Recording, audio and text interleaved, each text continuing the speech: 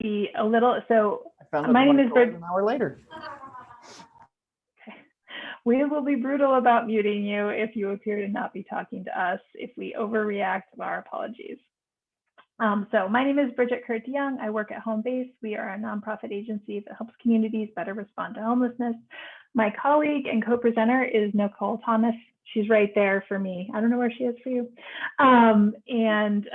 Today we're going to be talking about the Equal Access Rule, which is a rule that's been around for several years, but HUD and the federal government just recommitted to it. And then we'll talk about some best practices in implementing equal access and cultural competency.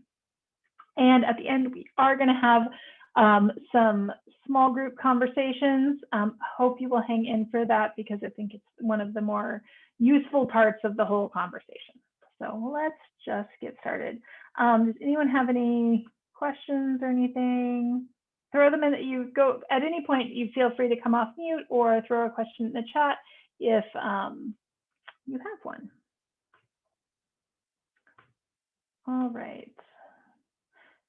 So here's where we're at. So our agenda is we're going to first talk about the equal access rule for just a few minutes. Then we're going to talk about the affectionately named SOGIE. You guys needed a new acronym in your lives. We'll define it in a minute. And cultural competency, and then putting it into practice. So the equal access rule.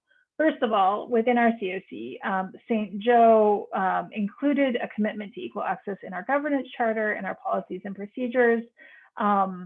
And it establishes a commitment to equal access regardless of sexual orientation or gender equity or gender identity. And it requires non-discrimination and anti-harassment policies. So that's true at our local level. In addition, there's HUD rules related to this. And they started in 2012, was the first equal access rule, which was added to in 2015 and 2016. And the change created some additional clarification about what the requirements are. The equal access, though, rule definitely applies to all recipients and subrecipients of any community planning and development programs. So that's a subset of HUD funding, and it includes all of the ones listed here. Specifically, continuum of care funding is what we talk about, but if you're a recipient of any of these other housing funds, the equal access rule applies to you as well. And oops, there's a whole bunch of chats. Let me just make sure. Okay, great. Yep, anybody else who's attending, go ahead and throw your name and agency in the chat so we know you're here. So the key parts of the equal access rule is being clear that gender identity is wholly self-identified and it's separate from how someone presents or what their legal gender is or what their identity documents is. It is that if a person identifies as a certain gender, that they be treated as that gender. And it also prohibits questioning or requests for documentation and requires updates to your policies and procedures to show that people are being served in accordance with their gender identity. Specifically, that the person's gender identity is the identity that they identify with, regardless of what they were assigned at birth or what their documents say. That is their gender identity. A perceived gender identity is what might be based on a person's appearance or assumptions based on characteristics, which may include how they are identified on their driver's license.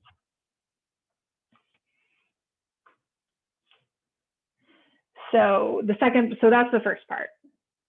People must be served based on their gender identity. Further, is that questioning is prohibited. So providers can't ask for documentary, physical, or medical evidence or any sort of medical or physical history.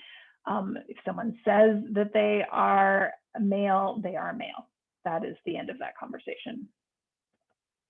And then your policies and procedures as an agency, as a provider, must make sure that there's equal access to programs for all of the individuals and their families, and has to serve people according to their gender identity, So if a person appears and says they are male, they must be served in the male-only shelter, for example. And eligibility has to be eligible irregardless of all of the other information. What their perceived sexual orientation is, their gender identity, their marital status must be served equally.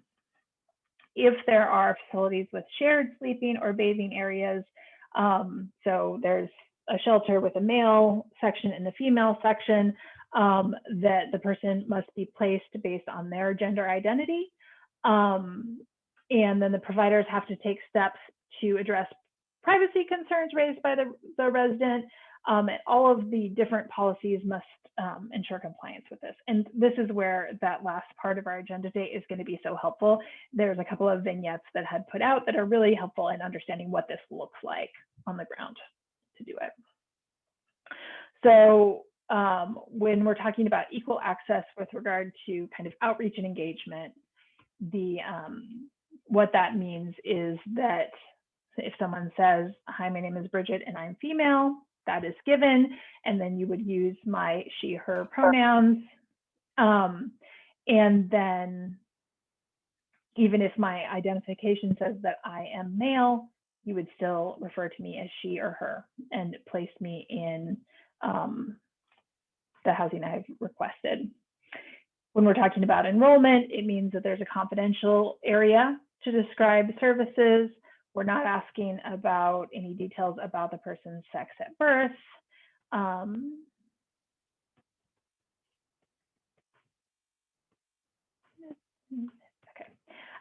And where are we at? There we go. If there is segregated services based on gender, that the person goes with their gender identity. I think this is pretty clear with regard to bed unit assignment. So that staff should be modeling appropriate respect, and if clients ask questions or are verbally disrespectful or non-verbally, that they're given information about what the expectation is in the program.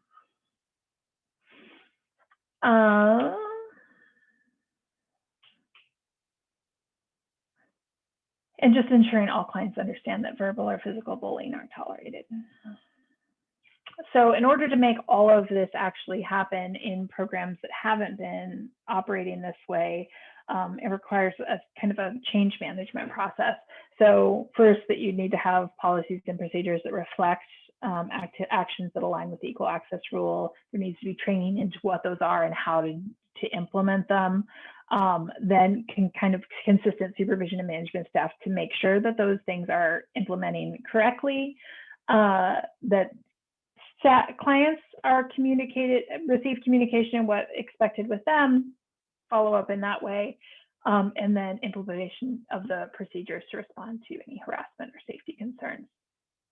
So it's a lot of different steps to implement this overall. And that is what the equal access rule requires. So the next part of our training today will focus in on what this kind of looks like in practice, and then we'll have the vignettes piece. But are there questions? Let me quickly look through the chat. Okay, looks like just names. Questions about the equal access rule or the requirements related to it, or who it applies to? Bridget, I have a question. This is Jody with United Way. So you talked about if they identify as a female, if they identify as a male, what if they do identify with neither gender? Do agencies need to have a specific place? Is it non-conforming? Is that I'm not remembering the proper term for it, but if they don't identify with either gender, what happens then?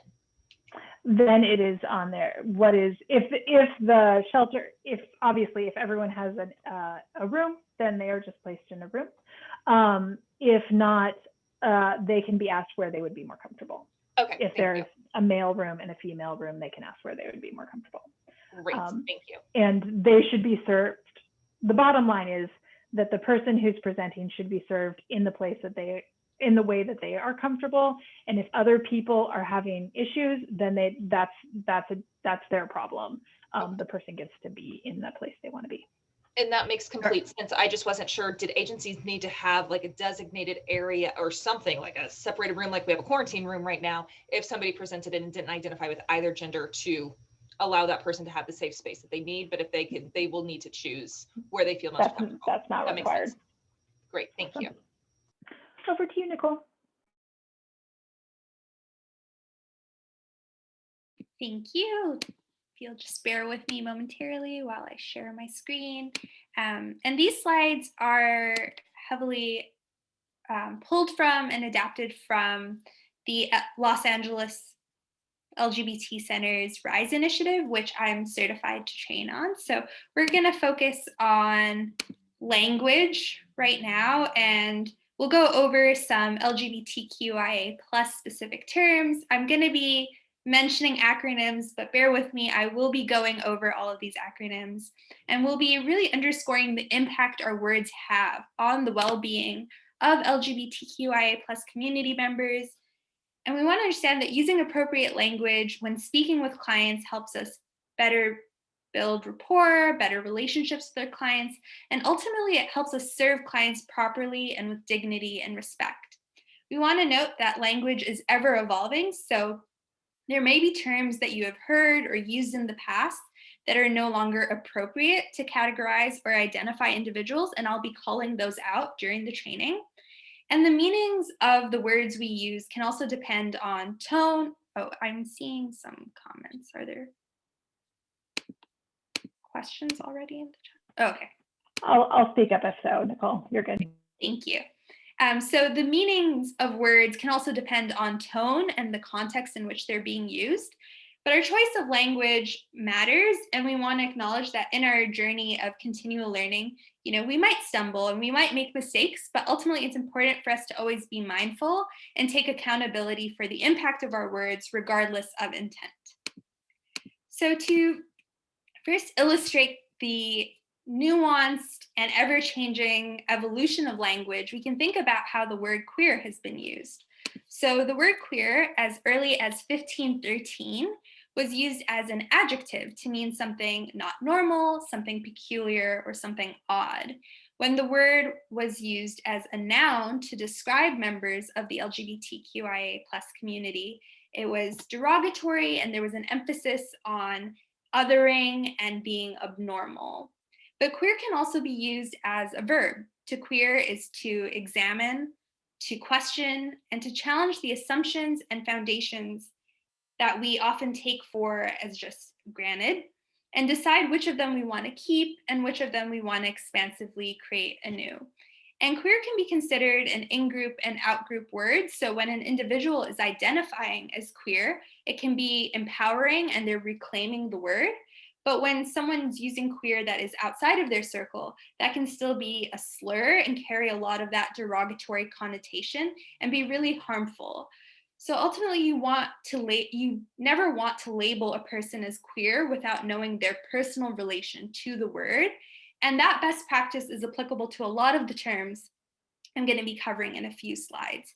You always want to take the lead of the person and mirror the appropriate and respectful language that they want you to use. So you may have heard, or if this was the first time you've heard me use the term SOGIE, which refers to sexual orientation, gender identity, and gender expression. And we're going to go over, using this genderbread person visual, the key terms that make up this acronym.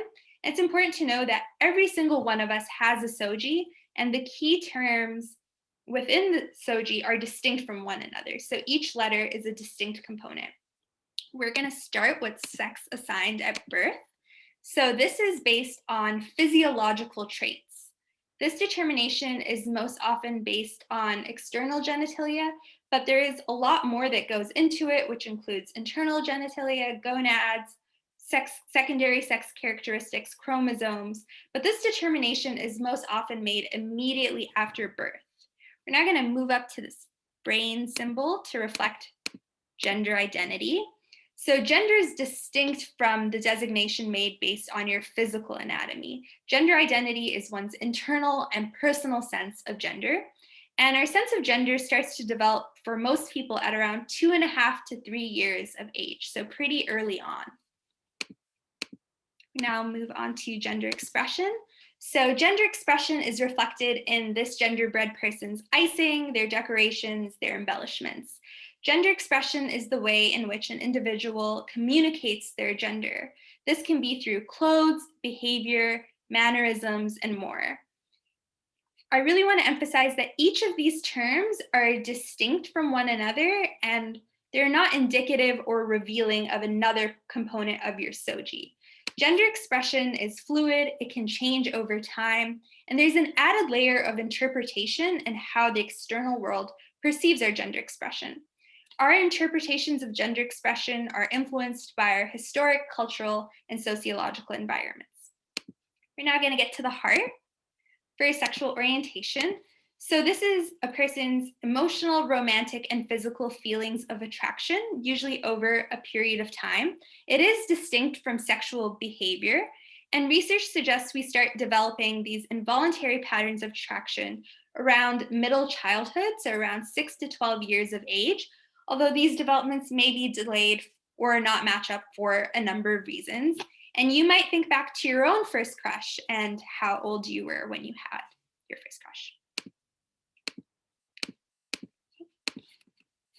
So we are often taught to think of things in binaries. So something is black or white. But we know there are infinite unique shades in between. The regulating, policing, and invalidating that comes with strict gender binaries and constructs are an extension of anti-colonial white supremacist legacy, as we know there are rich histories of tradition across Indigenous, Polynesian, African, and Asian cultures that hold a more expansive understanding of gender. We encourage you all to employ full spectrum thinking, because when we're not using full spectrum thinking, we're ignoring how multifaceted our identities really are. So we want to think about the SOGIE concepts on a spectrum as well, starting with sex assigned at birth. So we're typically taught that when a baby is born, their sex is clearly either male or female. The determination is often based on external genitalia, as I mentioned, but some children's sex assigned at birth do not fit within this traditional binary. Intersex identities don't fall within this sex binary. There are 43 known variations of intersex identity, and intersex individuals may have physical, chromosomal, hormonal, or reproductive differences that do not fall under what we consider typical standards of male or female. And individuals with intersex genitalia or other intersex variations may used to be called hermaphrodites, but this word is outdated, it's stigmatizing, we don't want to be using this word. So it's best practice to be using the word intersex. That's the word we're going to be using for this training, and we encourage you to use intersex in your daily work as well.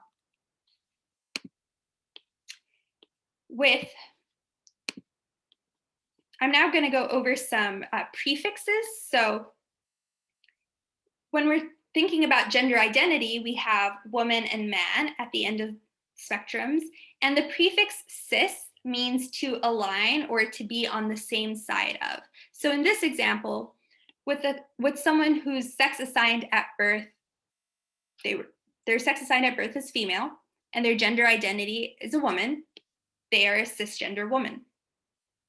The same case for someone whose sex assigned at birth was male, and their gender identity is man, they are a cisgender man.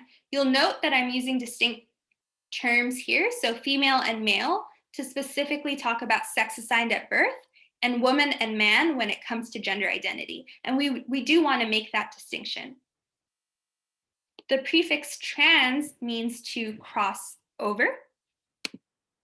So an example, for someone whose sex assigned at birth is female and their gender identity is man, they would be a transgender man or simply a man. For someone whose sex assigned at birth was male and their gender identity is a woman, they are a transgender woman, or simply they're a woman. And cis and trans should always be used as an adjective. So we would refer to someone as a transgender woman, or simply a woman, or a transgender man, or a transgender non-binary person, but you don't want to use transgender as a noun to say like a transgender or in any other fashion. Now I'm a little behind on my animations. Ooh.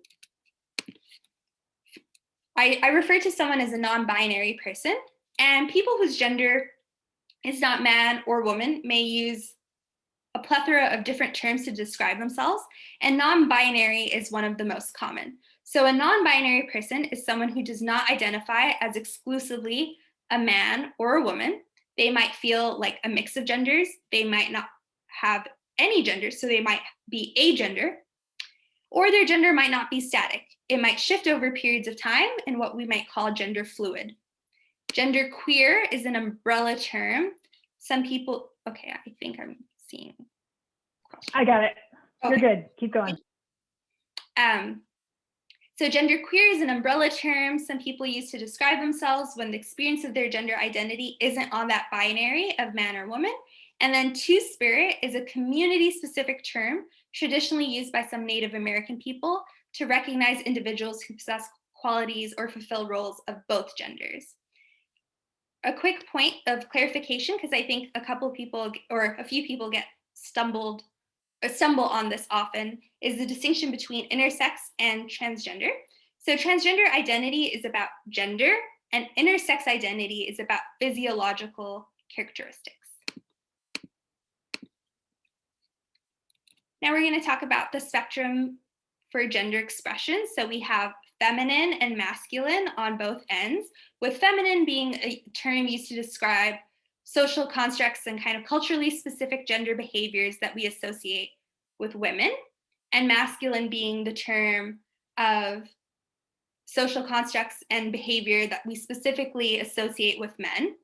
And androgynous is a neutral gender expression, which mixes masculine and feminine elements and isn't really on either side of the spectrum. And you might think about what are some of the stereotypical feminine expectations that are put on women, and some of the stereotypical ways men are expected to perform. And as we think about this, so some examples would be when we think about how do feminine people express themselves? We might think that they dress in pink, or they wear dresses and heels and they're dainty. And when we think about masculine people, some visuals that come to mind often are they have facial hair and they're a little more emotionally detached, and they might wear collared shirts and ties and such. But we know that we can think of plenty of people who don't fit squarely and neatly into these descriptions. We've created these arbitrary binaries and boxes that aren't universal, and they don't fit most of us perfectly.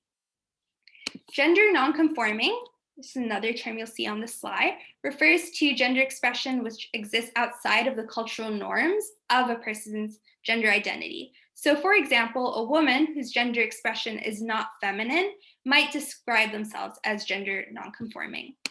And now we'll get to sexual orientation. So you'll see heterosexual and straight on one side, which means feeling romantic, emotional, and sexual attraction to a person of the opposite gender. And you'll see lesbian and gay on the other side. So gay being a term used to describe a man who's attracted to another man, although it's also used as an umbrella term and can be used to describe a woman attracted to another woman, and another term for that would be lesbian. Bisexual is a person who's attracted to people of their own gender as well as another gender. Pansexual is a person who's attracted to all genders or regardless of gender and sex assigned at birth. And it's also important to note that there's spectrums within spectrums, so it gets a little more involved than just this visual. And asexuality is an umbrella term that exists on a spectrum, and asexual people or aces may have little to no interest in having sex, but they may desire other forms of emotionally intimate relationships. And in the ace spectrum, there's demi, there's gray, and there are romantic counterparts for each of these identities. So you could be aromantic, gray romantic, or demi-romantic. Now, I know that's a lot of terms, and we certainly don't expect you to be an expert just based on this introduction, but we're hoping this is a primer to get you familiar with some of these terms, and we're definitely going to include a glossary of these terms for you to refer back to along with this slide deck. Finally, people may also experience a period in which they're questioning their gender identity and or their sexual orientation, and this means they're unsure of where their primary attraction or gender identity lies. I'm going to slightly pivot to managing SOGIE information. So it's really important to note that disclosing someone's SOGIE without their permission can be harmful and put them at risk. Just because someone's disclosed their identity to you does not mean that they have disclosed it to a larger audience. So we want to be really mindful of that. We also want to note that gathering information is a continuous process, and respect and understand that information can change over time. And it's up to us to swiftly respond and reflect and update our language to meet that. So there's a multitude of reasons why someone may come to you initially and present and say they use one set of pronouns, and after a certain amount of time passes, they might be using a different set of pronouns. And it's up to us to not question that and to swiftly adapt and use their current accurate pronouns. Finally, we want to ensure that the information is coming directly from the client, as this is really the only way to ensure that you have the most accurate information.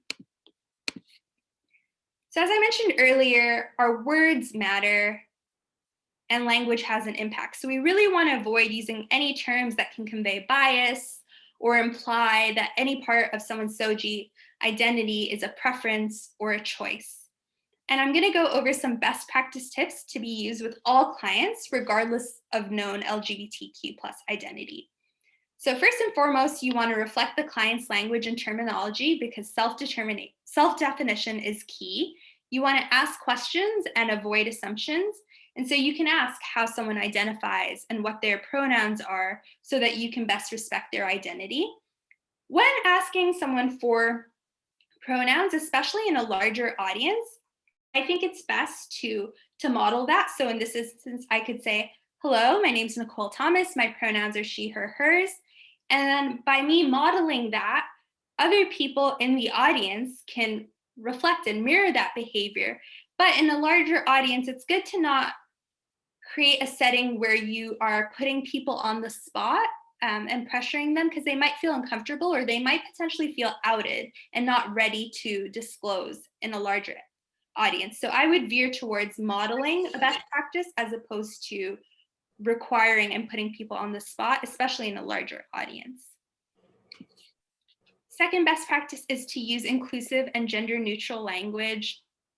I know I myself slip up sometimes. I'll refer to people and say, hey guys, as shorthand, but there are a lot of gender neutral alternatives. You could say hello all, hi y'all, hello everyone, hi folks. Not all of them are super long. And once you start using them, you will get more familiar and comfortable with them. Also, when asking questions, you really want to try and opt for gender neutral language. So you can talk about use partner or significant other. When talking about reproductive, you can talk about reproductive health services as opposed to women's health, offer menstrual products instead of feminine hygiene kits. And we can definitely share some further resources on gender neutral and gender inclusive language. Finally, when promoting services or events, a safe bet is to not include a target audience, but to rather provide a description of what the event is about. And that lets people choose if the event is relevant to their experience and allows them to self-select rather than unintentionally being exclusive.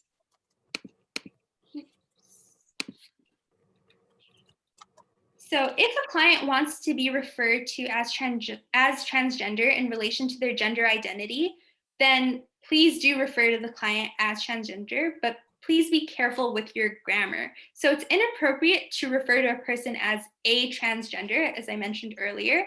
There's no such thing as a transgender. Transgender is an adjective. So the correct phrasing is a transgender man, woman, or non-binary person. You also really want to avoid using the term transgendered or transgendering. It's an adjective, should be used as such. Another thing I want to call out is you may have heard or used in the past terms such as sex change and sex reassignment surgery. The appropriate current language is gender affirming care, services, and surgery.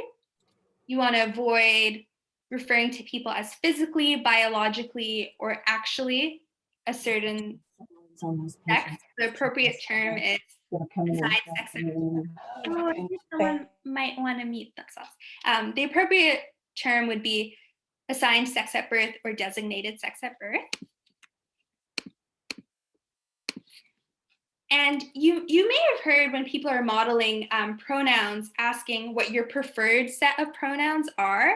And we really want to urge you to drop the qualifier, because using preferred implies that their gender is a choice and it can feel a little invalidating. So just what are your pronouns is perfectly fine. And there are many gender pronouns in use today. Again, we want to allow a person to self-define. Some of these common pronoun sets are listed on the slide. So there's she, her, hers, ea, he, him, his, el, and then the singular set of they, them, theirs. Some people might use all pronouns and some people might use no pronouns. So you would just use the name, that person's name, every time you're referring to them. And it's important to use pronouns, even their correct pronouns, even when the person is not present. Misgendering is incredibly harmful. And misgendering means when you're referring to a person as a gender that they do not identify with. This could be done intentionally or unintentionally, but regardless, it can cause a lot of emotional and psychological harm. So we really want to make sure we're avoiding this. But what happens if we do accidentally misgender someone? There are 3 steps listed on the slide. So you want to swiftly apologize, you want to correct and move on, and you want to practice for accuracy. I cannot urge enough how important it is to swiftly move past it and correct it. You might feel awful for doing it, but you don't want to center yourself in that moment and have the person have to manage your feelings on top of their own processing of something that's potentially very triggering to them. So you want to process that uncomfortable feeling and sit in that discomfort away from the person. And practice makes perfect. So practice for accuracy.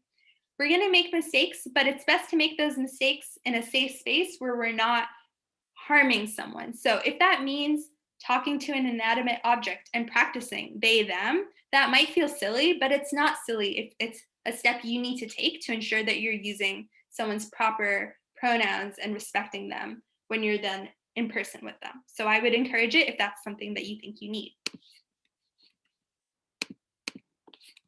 So some key takeaways. Again, I know I covered a lot, but these are some really important things that I hope you can keep with you, is that everyone has a SOGIE.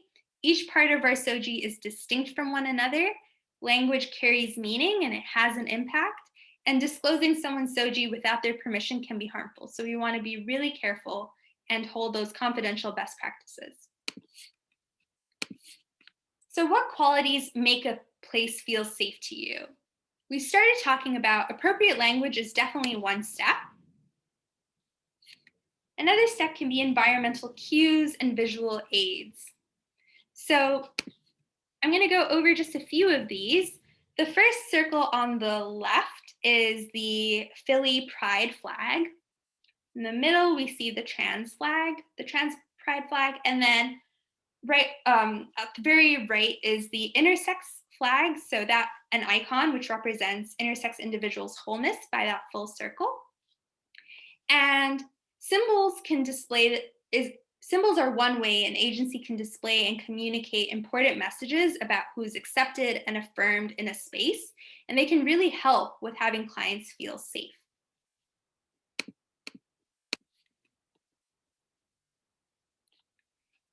So language gets us one step of the way. Visual cues are helpful, but that alone does not create affirming spaces. Our behaviors have to support and reinforce those environmental cues we're using.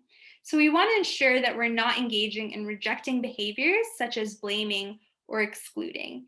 Blaming looks like if a client is getting bullied for some part of their gender expression, and you say, oh, like, I'm so sorry this happened to you, but do you think like maybe you want to tone it down a little bit and maybe don't be as flamboyant? That's incredibly harmful behavior. That's blaming, and that's placing accountability on the wrong party. Excluding might look like excluding a client from programming or service provision because you either don't have appropriate resources to refer them to, or you're excluding them from events or service offerings because the language that was being used to market and promote the event wasn't inclusive. I want to note that even not intervening or stopping harmful behavior is in and of itself rejecting behavior. What we do want to do is engage in actively accepting behaviors by supporting and advocating for clients. So we want to require respect and not allow other clients or staff to misgender individuals. We want to support and ensure that you're providing clients with LGBTQ+ resources and access to affirming services. And we want to advocate. So when people are attempting to display bullying behaviors against a client for their gender expression or any part of their SOGIE, we're swiftly intervening and we're doing some education and repair work.